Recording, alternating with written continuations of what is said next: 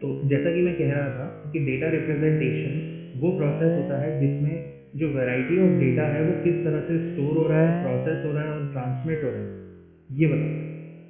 ठीक है। अब आप इंटरनली आपको इतना तो पता ही है, और आपको मैंने पहले भी बताया है, इसके लिए जो डिवाइसेस, वेरियस डिवाइसेस होते हैं जो कि आपके डेटा को हैंडल करते हैं, प्रोसेस करते हैं, उसमें जो डेटा है वो डिजिटल फॉर्मेट में स्टोर है ना, डिजिटल फॉर्मेट, जो आपके सारे इलेक्ट्रॉनिक डिवाइसेस हैं। और ये डिजिटल फॉर्मेट कौन हैंडल करता है? Electronic circuit. ठीक है। सबसे बड़ी बात ये कि आपका जो डेटा है वो किस फॉर्म में स्टोर होता है? डिजिटल फॉर्मेट में।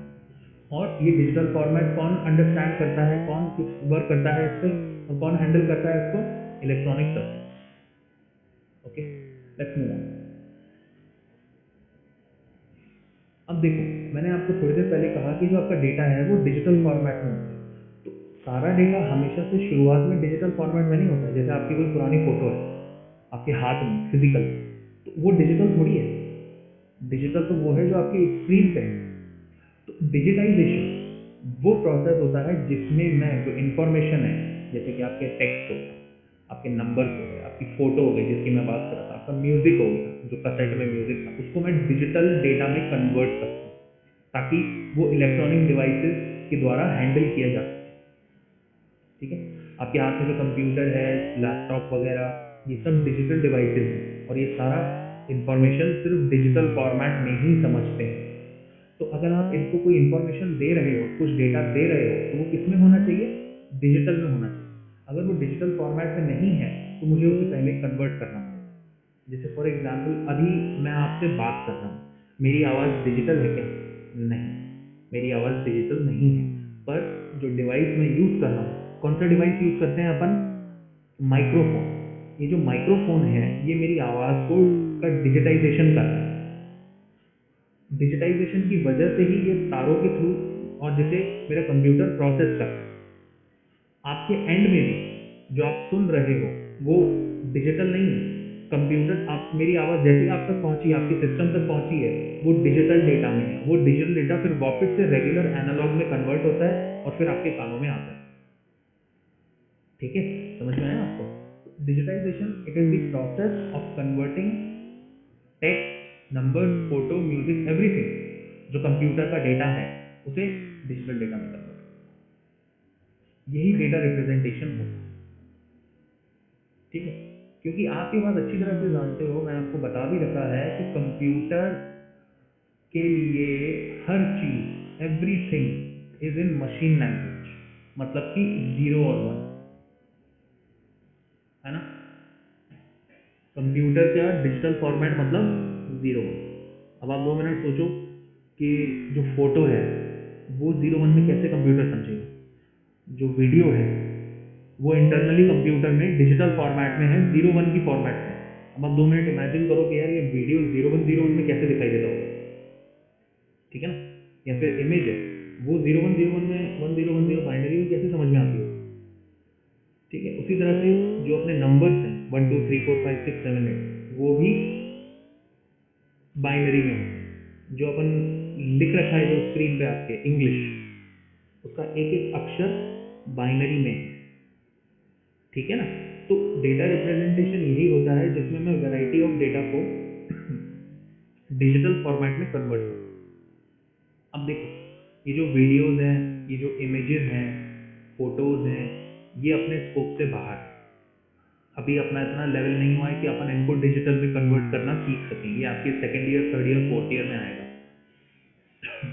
इसमें आप इस पर्टिकुलर यूनिट में या फिर अभी ये जो सब्जेक्ट है पीपीएस, इसमें आप जो डेटा रिप्रेजेंटेशन सीखोगे वो होगा ज़्यादातर नंबर्स का और टेक्स्ट।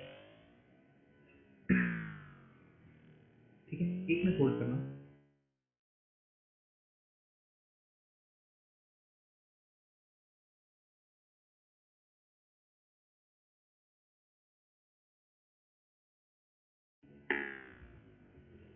ठीक है। तो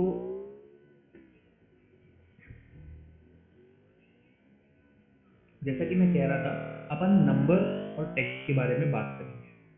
ओके, जैसे फॉर एग्जांपल मैं थोड़ा बहुत बताऊंगा मैं आपको इसके बारे में। जैसे जो अपना नंबर है, रिप्रेजेंटिंग न्यूमेरिक डेटा है, कंप्यूटर डिजिटल फॉर्मेट मतलब बाइनरी नंबर सिस्टम। तो आपका जो नंबर सिस्टम है वो अलग है, उसमें 10 डिजिट है, 0 से लेकर 9 तक, जबकि कंप्यूटर में बाइनरी नंबर सिस्टम है जिसमें 2 ही डिजिट हैं, 0 और 1। तो ये कैसे हो गया? अपन ने जो, जैसे मैंने कोई नंबर लिखा 567, तो कंप्यूटर इसको बाइनरी में कैसे करता है वो अपन को सीख। उसी तरह से टेक्स्ट की बात करता हूँ। टेक्स्ट मतलब वर्ड, सिंबल्स जो आपके कीबोर्ड पे हैं। इनफैक्ट आप नोट करो, अगर आपके पास लैपटॉप या कंप्यूटर है, कीबोर्ड पे जितने भी आप बटन देख रहे हो, जितने भी आप बटन देख रहे हैं, या फिर आपके अगर फोन है उसमें आप कीबोर्ड चालू करोगे, उसमें भी ABCDEFGH ये सब लिखा हुआ है, वो सब क्या है? Character. Everything on the keyboard is a character. पर कंप्यूटर तो बाइनरी समझता है, तो मैं कंप्यूटर, ये जो मेरा कैरेक्टर डेटा है, इसको मैं बाइनरी में रिप्रेजेंट कैसे करूँ, यही अपन को इस यूनिट में सीखना है। मैं आपको थोड़ा बहुत ओवरव्यू देता हूँ कि टेक्स्ट को कैसे लिखता है। यहाँ पे जो टेक्स्ट है उसको डिजिटल फॉर्मेट में कन्वर्ट करने के लिए मेरे पास प्री डिफाइंड या अलग अलग तरह के कोड्स होते हैं, CODES कोड, जो कि ये कैरेक्टर डेटा को रिप्रेजेंट करते हैं। ये जो कोड्स है ना, ये वर्ल्ड वाइड होते हैं, मतलब पूरे वर्ल्ड में वैलिड है, समझ रहे हो? इसमें जो सबसे कॉमन कोड है जो फ्रीक्वेंटली यूज होता है वो होता है ASCII। कोई भी दिक्कत हो तो मुझसे पूछ लेना उसी समय, है ना? क्या मैंने कहा? सबसे कॉमन कोड होता है ASCII। इसको कैसे पढ़ते हैं? ASCII, ask double ASCII, ASCII code. उसी तरह से यूनिकोड होते हैं और उसके वेरिएंट्स होते हैं, पर अभी मैं आपको सिर्फ थोड़ा बहुत ASCII के बारे में बताऊंगा। इसकी फुल फॉर्म होती है American standard code for information interchange, for information interchange, ठीक है? American standard code for information interchange.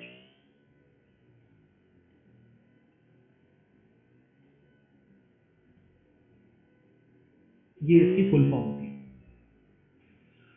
इसमें बेसिकली क्या होता है, जो भी अपने अक्षर है ना कीबोर्ड पे, ABCDEFGH, उसके लिए एक प्री डिफाइंड कोड सेट होता है और पूरे वर्ल्ड में इसी कोड सेट को यूज होता है। जैसे फॉर एग्जाम्पल समझो, ASCII कोड अगर मैं कहूँ ए का, जो अल्फाबेट है ना ए, तो अपन जब ए प्रेस करते हैं तो कंप्यूटर उसे क्या पढ़ता है?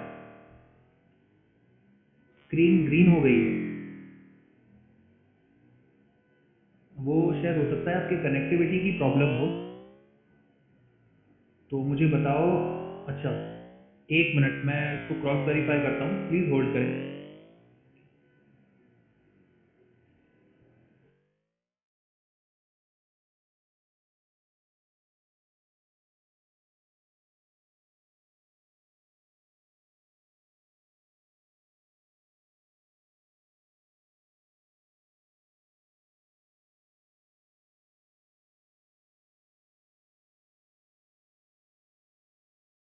हेलो, अब स्क्रीन विजिबल है?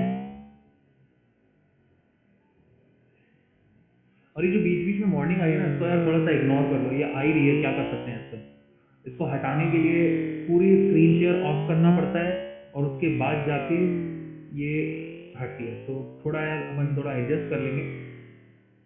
तो जैसा कि मैं कह रहा था कि जैसे मान लो मुझे कैपिटल ए लिखना है, बिल्कुल सही प्रखर, आपने बिल्कुल सही जवाब दिया है। तो अगर मुझे कैपिटल ए लिखना है तो वर्ल्ड वाइड लेवल पे इसका ASCII कोड है, इसका एक ASCII कोड है जो कि ये है 1000000 1। देखो हो गई ना बाइनरी। तो अगर मैं कंप्यूटर यहाँ पे ए प्रेस करता हूँ तो कंप्यूटर उसे ऐसे पढ़ता है। इसका एक इंटरमीडिएट डेसिमल फॉर्मेट भी होता है जो अपन आने वाले टाइम में स्टडी करेंगे, जब मैं आपको उसको फुल डिटेल में बताऊंगा, ठीक है? जैसे कि फॉर एग्जांपल देखो, यहाँ पे एक छोटी सी टेबल दे रखी है, आपको शायद विजिबल होगी। इसमें जितने भी अपने सबसे कॉमनली यूज कैरेक्टर्स हैं उसका ASCII कोड दे रखा है। जैसे देखो यहाँ पे स्पेस का ASCII कोड भी दे रखा है, जो स्पेस बार होता है ना उसका ASCII कोड भी दे रखा है। उसका ASCII कोड देखो 00 1 और 6 बार 0, ये इसका ASCII कोड है। जैसे फॉर एग्जाम्पल अपन अभी कौन सा सब्जेक्ट पढ़ रहे हैं, अपन पढ़ रहे हैं PPS। तो अगर कंप्यूटर इस PPS को बाइनरी में कन्वर्ट करेगा तो उसका ASCII कोड क्या होगा, देखो ये अपना P का ASCII कोड है। तो अगर मैं इसको लिखने बैठूं तो 0 1 0 1 0 0 0 0, ठीक है। इसको फिर पूरा मैं कॉपी करूंगा क्योंकि 2 बार P है, और फिर S, ये तो क्या और स्मॉल कैपिटल S का है 0 1 0 1 0 0 1, ठीक है। ये अपना, तो आप देखो कि अपना जो सब्जेक्ट है PPS, अपना जो सब्जेक्ट है वो ये कैपिटल में लिखा है, बिल्कुल मैंने ये बिल्कुल कैपिटल में, ठीक है ना, ये स्मॉल में नहीं लिखा है मैंने। कैपिटल आपको पता है, मैंने आपको बता रखा है केस सेंसिटिव होते हैं ये चीजें, तो कैपिटल और स्मॉल में फर्क होता है। तो कैपिटल P और कैपिटल S को अगर मुझे बाइनरी में लिखना है तो मुझे ऐसे लिखना पड़ेगा। तो आप सोचो कितना बड़ा नंबर है, और कंप्यूटर के लिए बिल्कुल छोटी सी चीज़ है ना। कंप्यूटर तो सारे काम माइक्रो सेकंड नैनो सेकंड में कर डालता है। तो even though this is a big and huge number for us, computer के लिए बिल्कुल माइनस की बात, ठीक है। अच्छा, एक बहुत अच्छा सवाल आया है, आशीष ने पूछा है कि उसको पता कैसे चलता है कि शुरू कहाँ करना है खत्म कहाँ करना है, ठीक है। एक जो इंस्ट्रक्शन सेट होता है ना उसमें अलग अलग तरह के बीच में पॉइंट्स होते हैं जो कि इन्फॉर्म करते हैं कि जो पेलोड है वो शुरू कब हो रहा है और खत्म कब हो रहा है।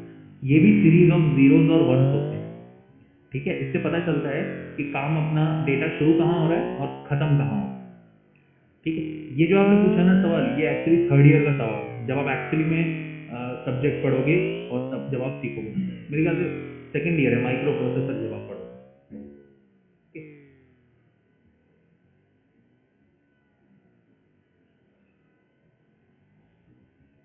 अब आप देखोगे इसमें दुनिया भर के कैरेक्टर्स नहीं है, इसमें सिर्फ इंग्लिश है, इसमें सिर्फ इंग्लिश है। आजकल तो अपन हिंदी भी लिख सकते हैं ना कीबोर्ड से, तो फिर ASCII कोड और इम्प्रूव होता है। अलग अलग वैरायटी ऑफ कोड है, जैसे कि ASCII से भी ज़्यादा बड़ा जो कोड है वो है यूनिकोड। इसमें 65,000 से भी ज़्यादा कैरेक्टर्स आ सकते हैं। आप देखो इंग्लिश में सिर्फ 26 अक्षर होते हैं, ठीक है। तो अपन इसको फुल डिटेल में देखेंगे। आपको बस मेरे को इस स्लाइड के थ्रू आइडिया देना था कि ये किस तरह से होता है डेटा रिप्रेजेंट। जिस तरह से टेक्स्ट रिप्रेजेंट होता है उसी तरह से नंबर्स भी रिप्रेजेंट होते हैं। तो अपना पहला टास्क ये है उन्हीं नंबर्स को रिप्रेजेंट करना सीखना।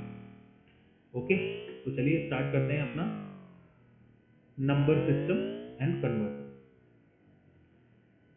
अब आप समझो, जो नंबर सिस्टम होता है ना वो दो तरह का होता है।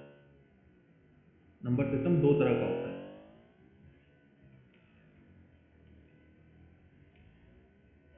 Two types of number system. पहला होता है पोजिशनल, ठीक है, और दूसरा होता है नॉन पोजिशनल। पोजिशनल का मतलब ये है कि डिजिट की जो पोजीशन है वो मायने रखती है, और नॉन पोजिशनल डिजिट की पोजीशन मायने नहीं रखती है। जैसे कि रोमन नंबर्स में आप देखो, अगर मुझे 1 लिखना है तो मैं ऐसे लिखता हूँ, 2 लिखना है तो मैं ऐसे लिखता हूँ। यहाँ पे डिजिट की पोजीशन मायने नहीं रख रही है।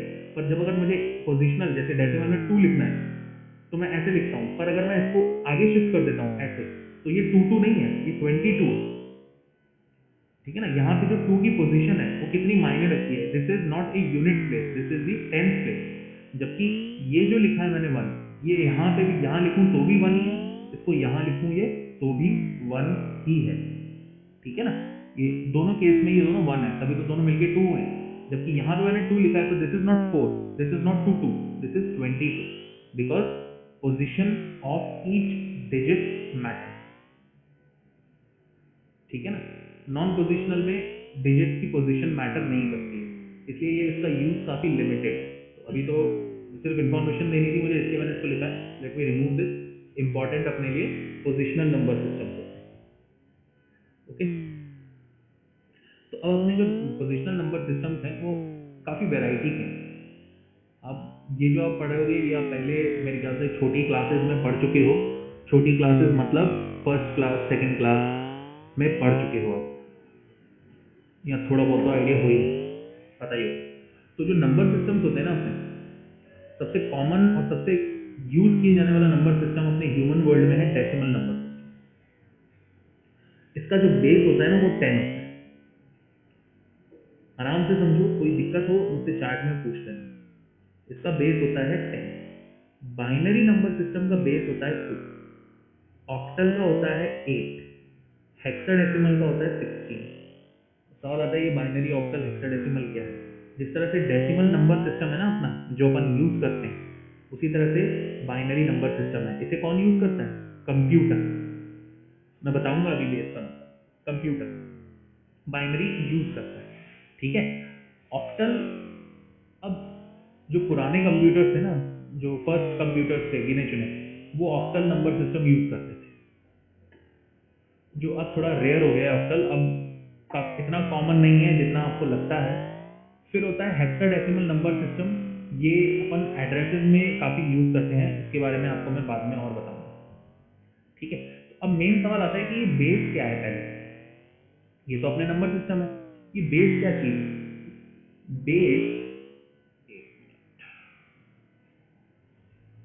बेस को बाय द वे रेडिक्स भी बोलते हैं।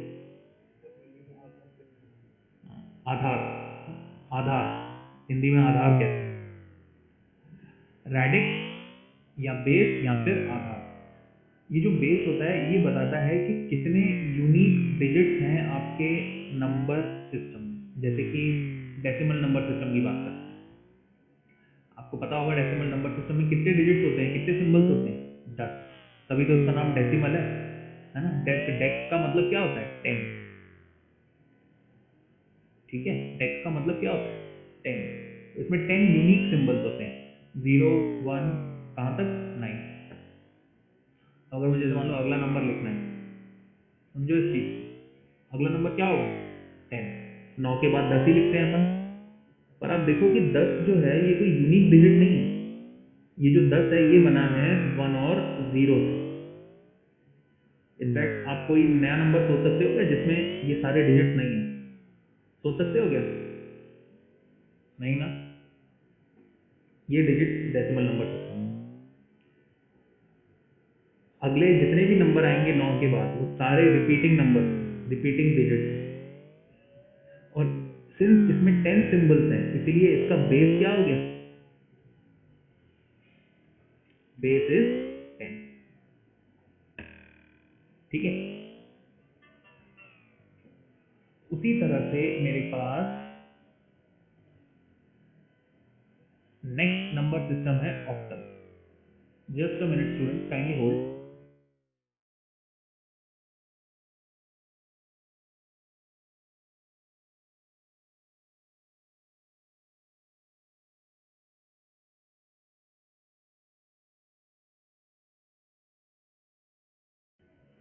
तो अगला देखो अपना आता है ऑक्टल सिस्टम। ऑक्टल का बेस होता है 8, क्योंकि इसमें कितने सिंबल्स होते हैं? 8। अब आप देखो यहाँ से 0 से लेकर 7 तक की गिनती, 8 और 9 है ही नहीं और हो भी नहीं सकते, है ना। तो ऐसे ही अगर मैं आपसे जनरल चीज पूछूं, मुझे बता सकते हो अगर मुझे 7 के बाद अगला नंबर लिखना है तो वो क्या होगा? जिसने बता दिया वो आज का राजा। मुझे बता सकते हो, चैट में बताओ। जैसे 7 के बाद 8 आता है, 8 के बाद 9 आता है, अपन 9 के बाद यहाँ पे अगला नंबर क्या लिखते हैं? 10। क्योंकि जो 10 है ये कोई यूनिक डिजिट नहीं है, ये इन दोनों से मिलके बना है। तो यहाँ पे 7 के बाद क्या आएगा? 7 plus 1 is not the answer. 7 plus 1 8 होता है। 8 कैसे लिखेंगे? क्षितिज कह रहा है 8। 8 नहीं लिख सकते अपन इसमें, क्योंकि इसमें 8 सिंबल्स हैं 0 से लेकर 7 तक। इन्हीं सिंबल्स को यूज करो। 71 क्या होता है?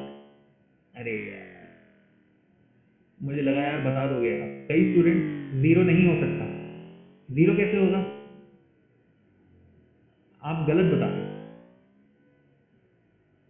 4 प्लस 4 कोई स्टूडेंट मैंने नोटिस किया, सही बता रहे हैं, अरे यार यहाँ पे 9 के बाद क्या आ रहा है, 9 के बाद यहाँ पे क्या आ रहा है 10, तो यहाँ पे 7 के बाद क्या आएगा 10।